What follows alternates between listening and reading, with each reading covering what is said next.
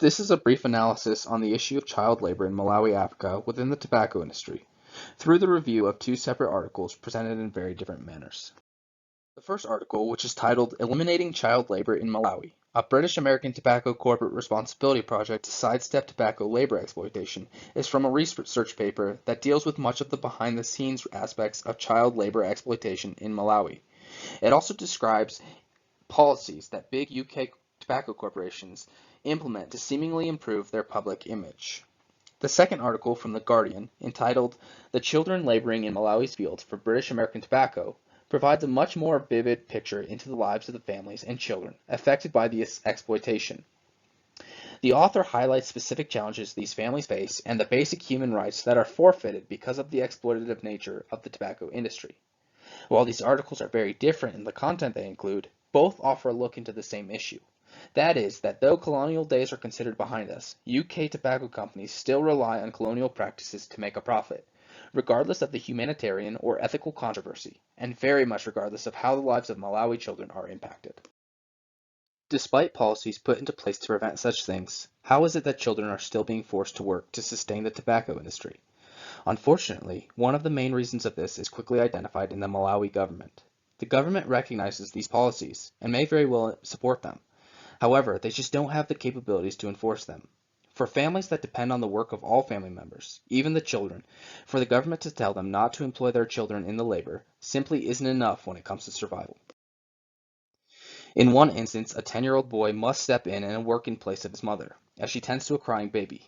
In sync with his father, the young boy wields the heavy hoe, made of a metal plate strapped to a wooden cudgel, raising it above his head to bring it down hard and cut into the earth. Despite the Malawi government requiring children to be at least 14 years old before beginning work, very little is done on their part to enforce this. This proves as an example of regulation, or rather, lack thereof, upon both the tobacco industry and the employment of children in general.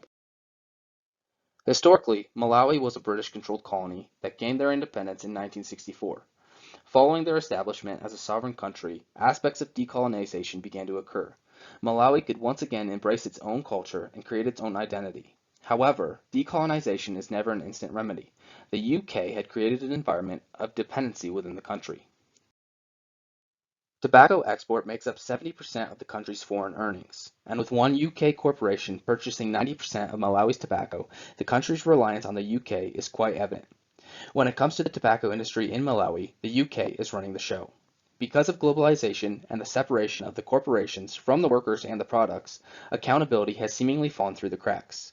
Tobacco companies take actions that make them appear concerned for the workers' well-being, all the while inducing no real change in practice and still making a profit. Through the lack of regulation and accountability for tobacco corporations, this often places many families into an environment of structural violence. These families are put into positions they wish to escape, but it is a vicious cycle. Of course, a mother and father would much rather be able to provide for their children without requiring the children's labor. Though because of meager living wages and substandard living conditions, often every member of a family, regardless of age, must labor to ensure the survival of the family.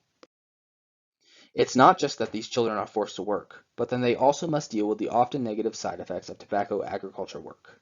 In the growth, harvesting, and processing of tobacco, workers regularly encounter dangerous pesticides, harsh weather, and long, physically demanding days. All this exacerbated by a life in poverty, which typically causes malnutrition. In the case of Malawi children working in the tobacco industry, consumerism is too far removed. When buying tobacco products, you don't get insight into where it comes from or how it is grown and harvested, and thus the cries of an outraged mob cannot hold those responsible accountable.